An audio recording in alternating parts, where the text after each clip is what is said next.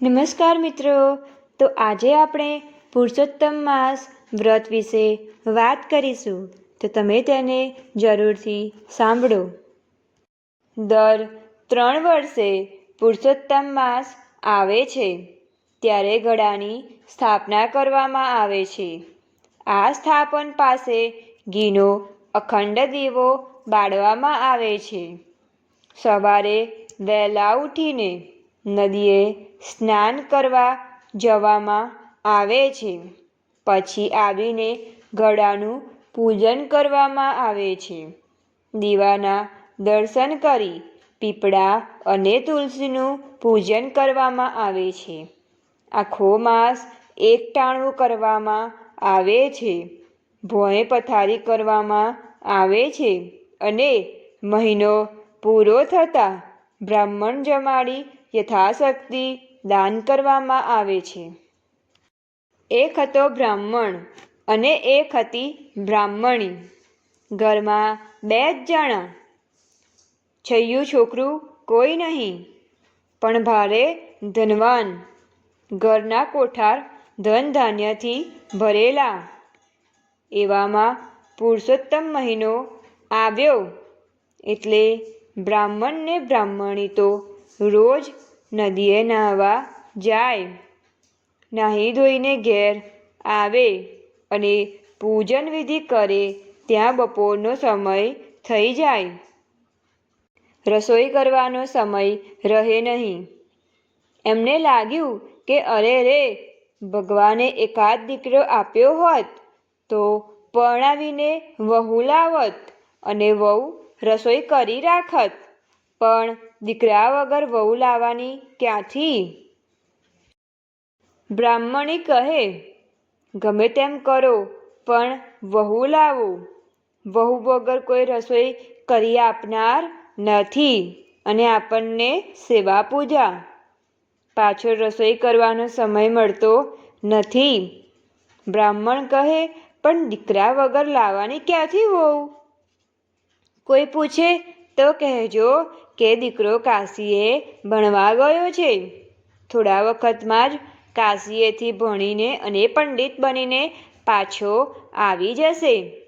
ભલે કહી બ્રાહ્મણ તો જવા માટે તૈયાર થયો અને બ્રાહ્મણીએ એને ભાથું કરી આપ્યું. બ્રાહ્મણ તો ભાથું લઈને ચાલી નીકળ્યો. એક ગામથી બીજા ગામ અને બીજા ગામથી ત્રીજે ગામ એમ ચાલ્યો જાય છે, પણ ક્યાંય એનું મન ઠરતું નથી. એમ કરતાં કરતાં એક ગામમાં બ્રાહ્મણ આવી પહોંચ્યો. ત્યાં એક બ્રાહ્મણને દીકરી હતી, રૂપવાન અને ગુણવાન. તેવા સમાચાર મળ્યા એટલે એને ત્યાં ગયો. ત્યાં જઈને એને કન્યાનું માંગું નાખ્યું અને કન્યાના બાપને કહ્યું, ભાઈ, મારો દીકરો કાશીએ ભણવા ગયો છે. પુરુષોત્તમ મહિનો ઉતર્યા પછી 1 મહિને તે કાશીએથી ભણીને પંડિત થઈને આવશે. માટે આપની દીકરીને મારા દીકરા સાથે પરણાવો. આપના દીકરાની ગેરહાજરીમાં ફેરા કોની સાથે ફેરવું? એમ કરો, 3 ફેરા લેખણ સાથે ફેરવો.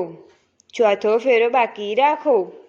મારો દીકરો કાશીએથી આવે ત્યારે 4થો ફેરો ફેરવીશું.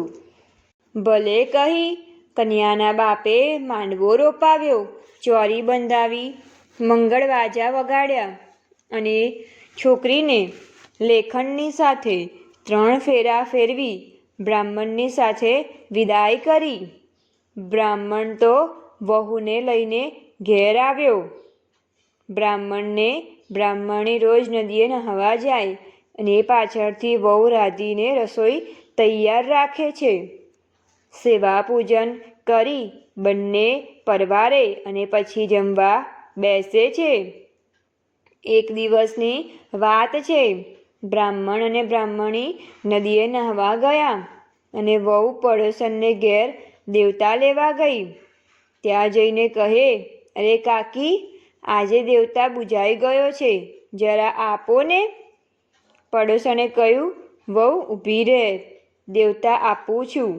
પણ પહેલાં એ તો કે તું પરણી છે કોની સાથે? તું વહુ કોની? કેમ? અમના દીકરાની. અરે એમને તો દીકરો જ ક્યાં છે? એ તો વાંજિયા છે. એમના દીકરા તો કાશીએ ભણવા ગયા છે, આવતા મહિને આવશે. ખોટી વાત, તને છેતરી છે. એમને કોઈ દીકરો નથી અને કાશીએ કોઈ ભણવા ગયું પણ નથી. પડોશનની વાતથી વહુ તો મૂંઝાણી. એને તો રસોઈ બસોઈ કરી નહીં અને ઉપરથી રડવા બેઠી. એ તો બેઠી બેઠી રડ્યા કરે છે. એવામાં સાસુ અને સસરા નદીએથી નાહી ધોઈને આવ્યા અને જોયું તો વહુ રડતી હતી. વહુને રડતી જોઈને સાસુએ પૂછ્યું, અરે વહુ બેટા, રડે છે કેમ? એટલે વહુએ બધી વાત કરી અને છેવટે ઉમેર્યું, મને તમારો દીકરો બતાવો. સાસુ કહે, વહુ બેટા ધીરજ રાખો, જરૂર મારો દીકરો આવશે. આમ કહી 7 કોઠારની ચાવીઓ વહુને આપી અને કહ્યું, બધા કોઠા ઉઘાડજો, પણ 7મો કોઠો ઉઘાડતા નહીં. બીજા દિવસે સાસુ સસરા નદીએ નાહવા ગયા અને વહુએ એક પછી એક કોઠાર ઉઘાડવા માંડ્યા. પહેલો કોઠાર ઉઘાડ્યો તો એ અનાજથી ભરેલો હતો. બીજો કોઠાર ઉઘાડ્યો તો એ વાસણ કૂસણથી ભરેલો હતો. ત્રીજો કોઠાર જાત જાતના વસ્ત્રોથી ભરેલો હતો. ચોથો કોઠાર સોના રૂપના ઘરેણાંથી ભરેલો હતો. 5મો કોઠાર સુવર્ણ મુદ્રાઓથી ભરેલો હતો. 6થો કોઠાર હીરા મોતીથી ભરેલો હતો. અને વહુએ 7મો કોઠાર ઉઘાડ્યો. ત્યાં તો દીવાના તેજથી આખો ઓરડો ઝગમગતો હતો અને એક પુરુષ બેઠો બેઠો પોથી વાંચતો હતો. આ પુરુષે પીળું પીતાંબર પહેરેલું હતું, રેશમી ઉપરણું ઓઢેલું હતું અને ગળામાં સોનાનો હાર લટકેલો હતો. વહુને જોતાં જ એ પુરુષ બોલી ઉઠ્યો, ઓરડો જલ્દી બંધ કરો, મારા માતા પિતાનું વ્રત ભાંગશે. પુરુષોત્તમ મહિનો પૂરો થયા પછી જ મને બોલાવજો.